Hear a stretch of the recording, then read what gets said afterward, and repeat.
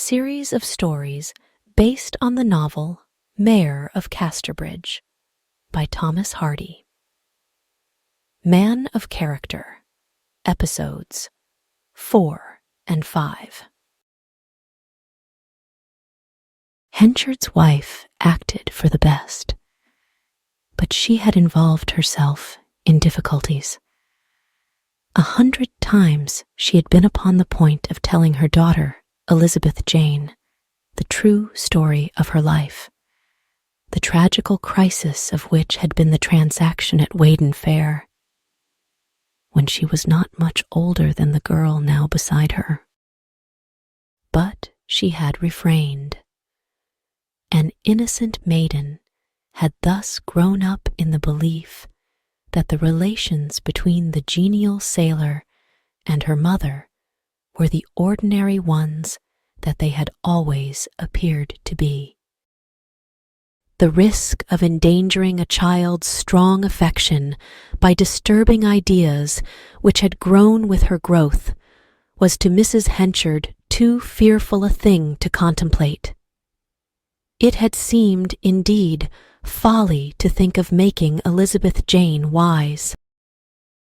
But Susan Henchard's fear of losing her dearly loved daughter's heart by a revelation had little to do with any sense of wrongdoing on her own part. Her simplicity, the original ground of Henchard's contempt for her, had allowed her to live on in the conviction that Newson had acquired a morally real and justifiable right to her by his purchase, though the exact bearings and legal limits of that right were vague. It may seem strange to sophisticated minds that a sane young matron could believe in the seriousness of such a transfer. And were there not numerous other instances of the same belief, the thing might scarcely be credited.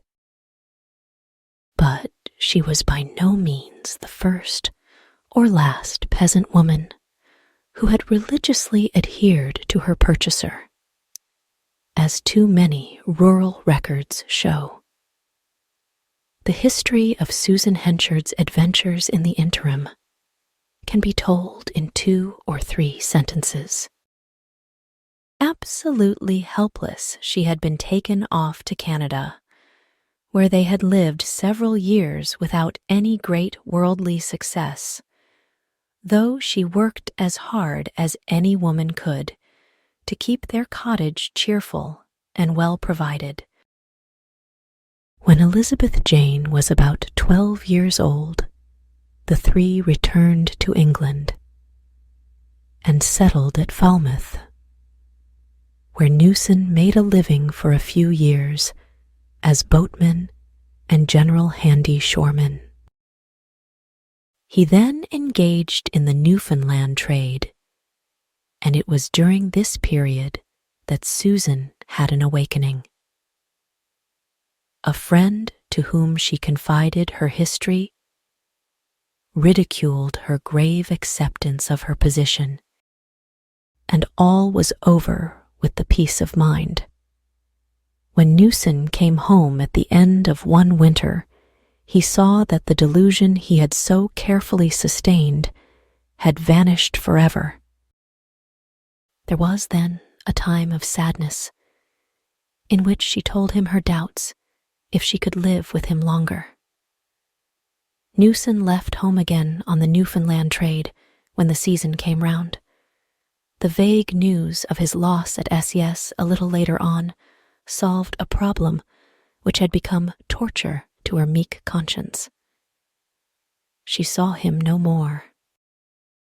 Of Henchard, they heard nothing. To the large subject of labor, the England of those days was a continent, and a mile a geographical degree. Elizabeth Jane developed early into womanliness. One day, a month or so after receiving intelligence of Newson's death off the bank of Newfoundland, when the girl was about 18, she was sitting on a willow chair in the cottage they still occupied, working twine nets for the fishermen. Her mother was in a back corner of the same room, engaged in the same labor, and dropping the heavy wood needle she was filling, she surveyed her daughter thought. The sun shone in at the door upon the young woman's head and hair, which was worn loose, so that the rays streamed into its depths as into a hazel copse. Her face, though somewhat wan and incomplete, possessed the raw materials of beauty in a promising degree. There was an under-handsomeness in it, struggling to reveal itself through the provisional curves of immaturity and the casual disfigurement that resulted from the straitened circumstances of their lives. She was handsome in the bone, hardly as you're handsome in the flesh. She possibly might never be fully handsome, unless the carking accidents of her daily existence could be evaded before the mobile parts of her countenance had settled to their inner mold. The sight of the girl made her mother sad, not vaguely, but by logical inference. They both were still in that strait waistcoat of poverty from which she had tried so many times to be delivered for the girl's sake. The woman had long perceived how zealously and constantly the young mind of her companion was struggling for enlargement, and yet now, in her 18th year, still remained but little unfolded. The desire, sober and repressed, of Elizabeth Jane's heart was indeed to see, to hear, and to understand. How could she become a woman of wider knowledge, higher repute, better, as she termed it? This was her constant inquiry of her mother. She sought further into things than other girls in her position ever did, and her mother groaned as she felt she could not aid in the search. The sailor, drowned or no, was probably now lost to them, and Susan's staunch, religious adherence to him as her husband in principle, till her views had been disturbed by enlightenment, was demanded no more. She asked herself whether the present moment, now that she was a free woman again, were not as opportune a one as she would find in a world where everything had been so inopportune for making a desperate effort to advance Elizabeth. To pocket her pride and search for the first husband seemed, wisely or not, the best initiatory step. He had possibly drunk himself into his tomb, but he might, on the other hand, have had too much sense to do see, for in her time with him he had been given to bouts only, and was not a habitual drunkard. At any rate, the propriety of returning to him, if he lived, was unquestionable. The awkwardness of searching for him lay in enlightening Elizabeth, a proceeding which her mother could not endure to contemplate.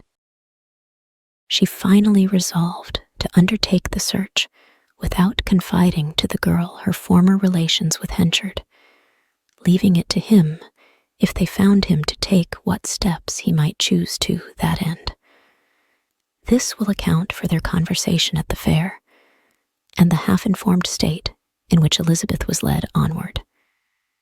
In this attitude, they proceeded on their journey, trusting solely to the dim light afforded of Henchard's whereabouts by the furmity woman. The strictest economy was indispensable. Sometimes they might have been seen on foot, sometimes on farmers' wagons, sometimes in carriers' vans. And thus they drew near to Casterbridge. Elizabeth Jane discovered to her alarm that her mother's health was not what it once had been. And there was ever and anon in her talk that renunciatory tone which showed that, but for the girl, she would not be very sorry to quit a life she was growing thoroughly weary of. It was on a Friday evening, near the middle of September, and just before dusk, that they reached the summit of a hill within a mile of the place they sought. There were high-banked hedges to the coach road here, and they mounted upon the green turf within and sat down. The spot commanded a full view of the town and its environs. "What an old-fashioned place it seems to be," said Elizabeth Jane, while her silent mother mused on other things than topography. "It is huddled all together, and it is shut in by a square wall of trees, like a plot of garden ground by a box edging." Its squareness was, indeed, the characteristic which most struck the eye in this antiquated borough, the borough of Casterbridge at that time, recent as it was, untouched by the faintest sprinkle of modernism. It was compact as a box of dominoes. It had no suburbs in the ordinary sense. Country and town met at a mathematical line. To birds of the more soaring kind, Casterbridge must have appeared on this fine evening as a mosaic work of subdued reds, browns, grays, and crystals, held together by a rectangular frame of deep green. To the level eye of humanity, it stood as an indistinct mass behind a dense stockade of limes and chestnuts, set in the midst of miles of rotund down and concave field. The mass became gradually dissected by the vision into towers, gables, chimneys, and casements, the highest glazings shining bleared and bloodshot with the coppery fire they caught from the belt of sunlit cloud in the west. From the center of each side of this tree-bound square ran avenues east, west, and south into the wide expanse of cornland and coombe, to the distance of a mile or so. It was by one of these avenues that the pedestrians were about to enter. Before they had risen to proceed, two men passed outside the hedge, engaged in argumentative conversation. "Why, surely," said Elizabeth as they receded. "Those men mentioned the name of Henchard in their talk, the name of our relative." "I thought so too," said Mrs. Newson. "That seems a hint to us that he is still here." "Yes. Shall I run after them and ask them about him?" No, not for the world just yet. He may be in the workhouse, or in the stocks, for all we know." "Dear me, why should you think that, Mother?" "'Twas just something to say, that's all, but we must make private inquiries." Having sufficiently rested, they proceeded on their way at evenfall. The dense trees of the avenue rendered the road dark as a tunnel, though the open land on each side was still under a faint daylight. In other words, they passed down a midnight between two gloaming eves. The features of the town had a keen interest for Elizabeth's mother, now that the human side came to the fore. As soon as they had meandered about, they could see that the stockade of gnarled trees which framed in Casterbridge was itself an avenue, standing on a low green bank or escarpment with a ditch yet visible without. Within the avenue and bank was a wall more or less discontinuous, and within the wall were packed the abodes of the burghers. Though the two women did not know it, these external features were but the ancient defences of the town, planted as a promenade. The lamplights now glimmered through the engirdling trees, conveying a sense of great snugness and comfort inside, and rendering at the same time the unlighted country without strangely solitary and vacant in aspect, considering its nearness to life. The difference between Berg and Champagne was increased, too, by sounds which now reached them above others, the notes of a brass band. The travellers returned into the High Street, where there were timber houses with overhanging stories whose small paned lattices were screened by dimity curtains on a drawing string and under whose barge boards old cobwebs waved in the breeze.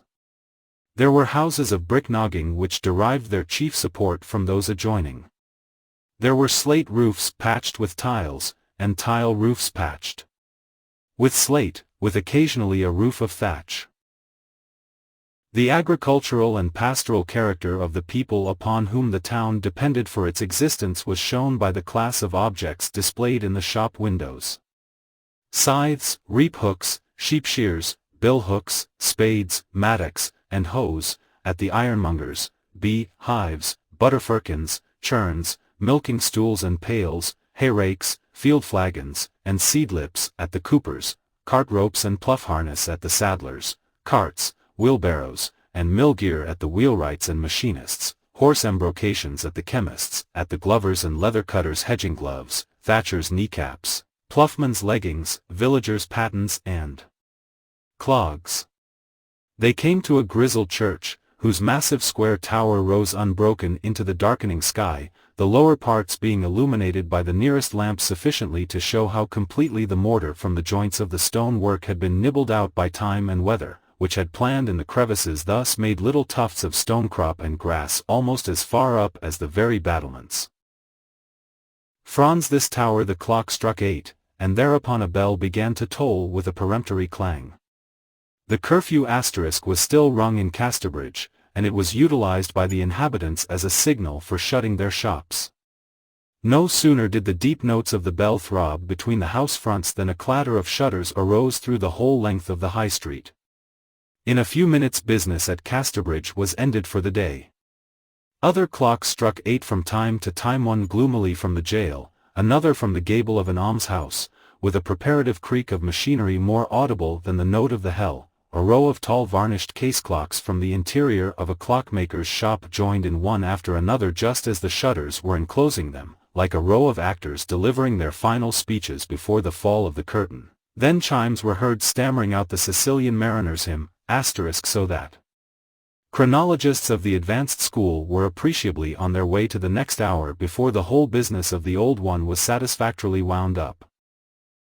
In an open space before the church walked a woman, with her gown sleeves rolled up so high that the edge of her underlinen was visible, and her skirt tucked up through her pocket hole. She carried a loaf under her arm, from which she was pulling pieces of bread and handing them to some other women who walked with her, which pieces they nibbled critically. The sight reminded Mrs. Henchard Newson and her daughter that they had an appetite, and they inquired of the woman for the nearest baker's. "Ye may as well look for many food as good bread in Casterbridge just now," she said after directing them. "They can blare their trumpets and thump their drums, and have their roaring dinners, but we must needs be put to for want of a wholesome crust. There's less good bread than good beer in Casterbridge now." "And less good beer than swipes," said a man with his hands in his pockets. "How does it happen there's no good bread?" asked Mrs. Henchard. "Oh, 'tis the corn factor, he's the man that our millers and bakers all deal in. He has sold growed wheat, which they didn't know was growed, so they say, till the dough ran all over the ovens like quicksilver, so that the loaves be as flat as toads, and like suet puddin' inside. I've been a wife, and I've been a mother, and I never see such unprincipled bread in Casterbridge as this before. But you must be a real stranger here not to know what's made all the poor volks' insides plim like blowed bladders. This week?" "I am," said Elizabeth's mother, shyly. Not wishing to be observed further till she knew more of her future in this place, she withdrew with her daughter from the speaker's side. Getting a couple of biscuits at the shop indicated, as a temporary substitute for a meal, they next bent their steps instinctively to where the music was playing.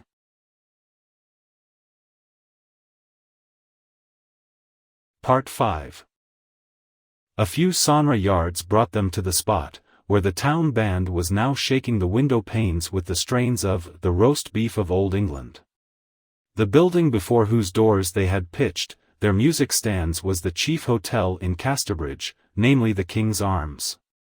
A spacious bow window, projected into the street over the main portion, and from the open sashes came the bubble of voices, the jingle of glasses, and the drawing of corks.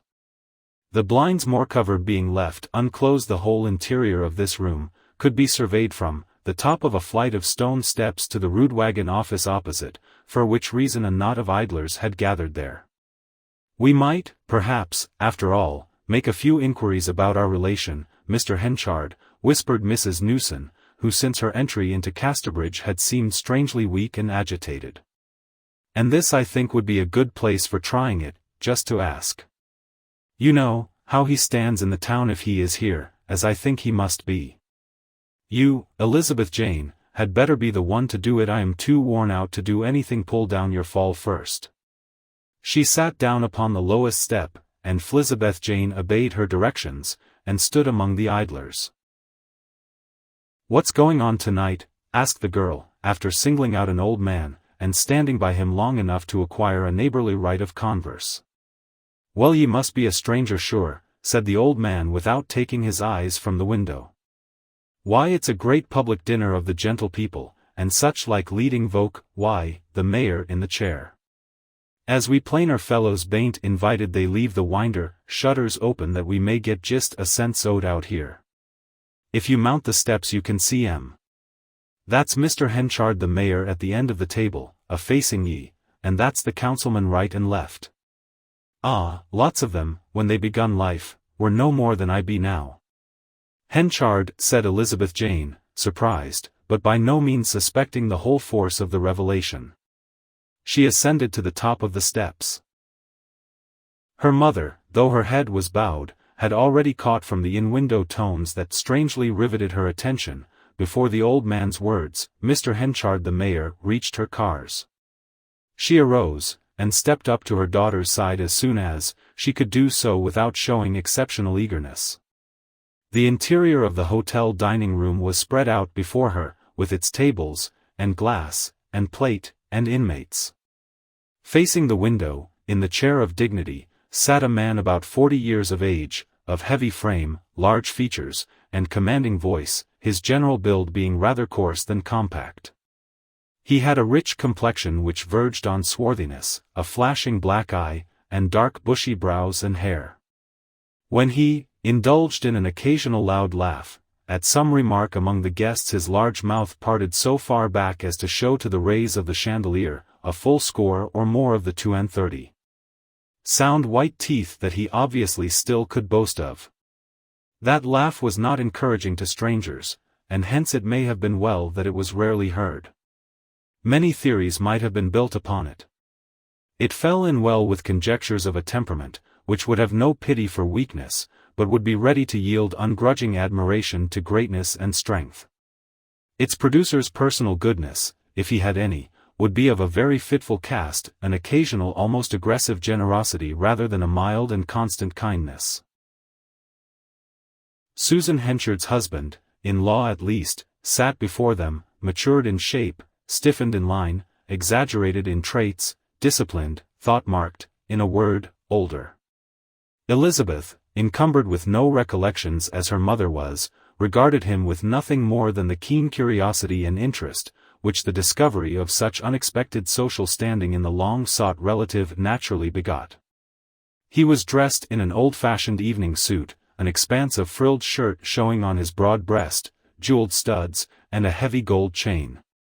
3 glasses stood at his right hand, but to his wife's surprise the 2 for wine were empty, while the third, a tumbler, was half full of water. When last she had seen him he was sitting in a corduroy jacket, fustian waistcoat and breeches, and tanned leather leggings, with a basin of hot furmity before him. Time the magician had wrought much here. Watching him and thus thinking of past days, she became so moved that she shrank back against the jamb of the wagon office doorway to which the steps gave access, the shadow from it conveniently hiding her features. She forgot her daughter, till a touch from Elizabeth Jane aroused her. "Have you seen him, mother?" whispered the girl. "Yes. Yes," answered her companion hastily. "I have seen him, and it is enough for me. Now I only want to go pass away. Die. Why, oh what?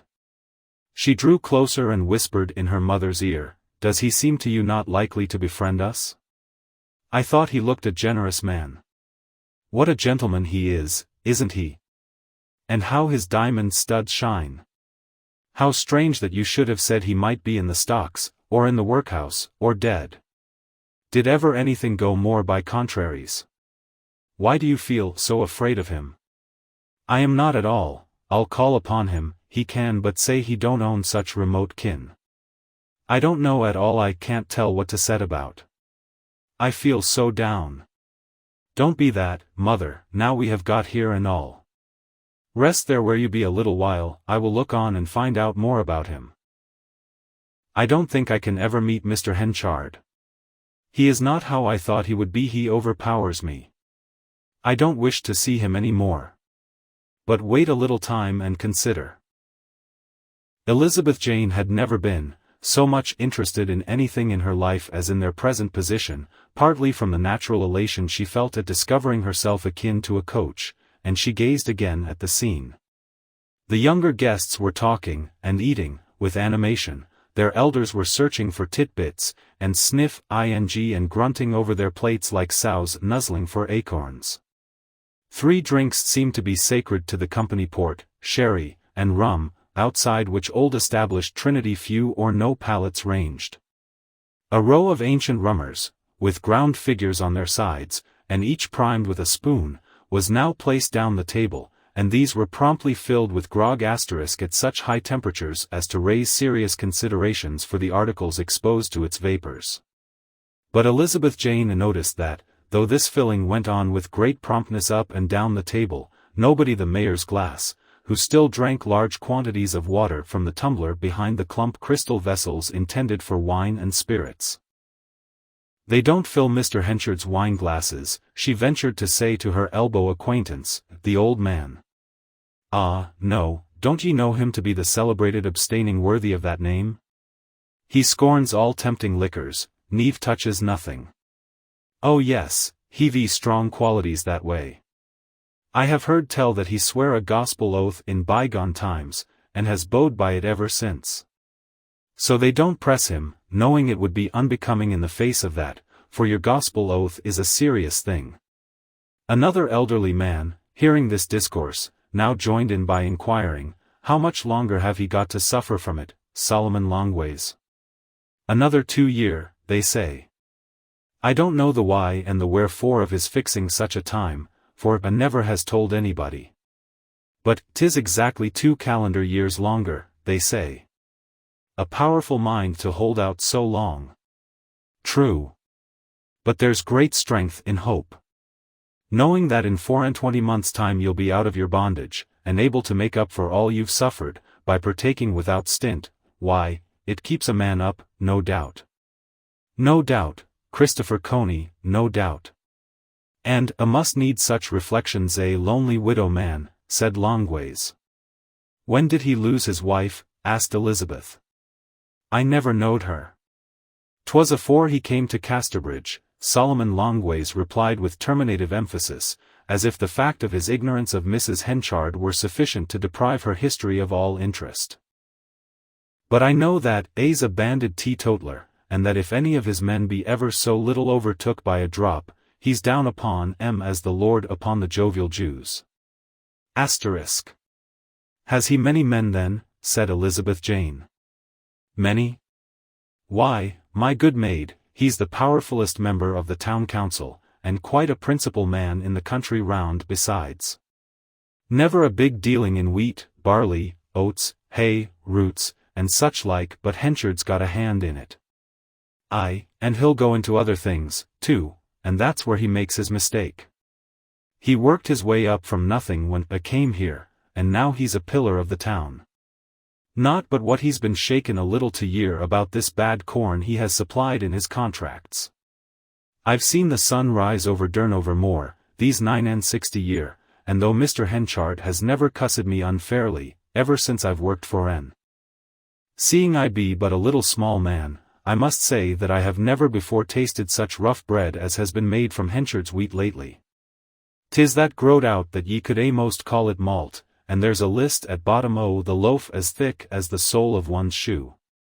The band now struck up another melody, and by the time it was ended the dinner was over, and speeches began to be made. The evening being calm and the windows still open, these orations could be distinctly heard. Henchard's voice arose above the rest. He was telling a story of his hay-dealing experiences, in which he had outwitted a sharper who had been bent upon outwitting him. "Ha ha ha," responded his audience at the upshot of the story, and hilarity was general till a new voice arose with, "This is all very well, but how about the bad bread?" It came from the lower end of the table, where there sat a group of minor tradesmen who, although part of the company, appeared to be a little below the social level of the others, and who seemed to nourish a certain independence of opinion, and carry on discussions not quite in harmony with those at the head, just as the west end of a church is sometimes persistently found to sing out of time and tune with the leading spirits in the chancel. This interruption about the bad bread afforded infinite satisfaction to the loungers outside, several of whom were in the mood which finds its pleasure in others' discomfiture, and hence they echoed pretty freely, "Hey! How about the bad bread, Mr. Mayor?" Moreover, feeling none of the restraints of those who shared the feast, they could afford to add, "You rather ought to tell the story, that, sir." The interruption was sufficient to compel the mayor to notice it. "Well, I admit that the wheat turned out badly," he said. "But I was taken in buying it as much as the bakers who bought it me. And the poor folk who had to eat it whether or no," said the inharmonious man outside the window. Henchard's face darkened. There was temper under the thin bland surface, the temper which, artificially intensified, had banished a wife nearly a score of years before. "You must make allowances for the accidents of a large business," he said. "You must bear in mind that the weather just at the harvest of that corn was worse than we have known it for years. However, I have mended my arrangements on account o't. Since I have found my business too large to be well looked after by myself alone, I have advertised for a thorough good man as manager of the corn department. When I've got him you will find these mistakes will no longer occur, matters will be better looked into." "But what are you going to do to repay us for the past?" inquired the man who had before spoken, and who seemed to be a baker or miller. "Will you replace the grown flour we've still got by sound grain?" Henchard's face had become still more stern at these interruptions, and he drank from his tumbler of water as if to calm himself or gain time.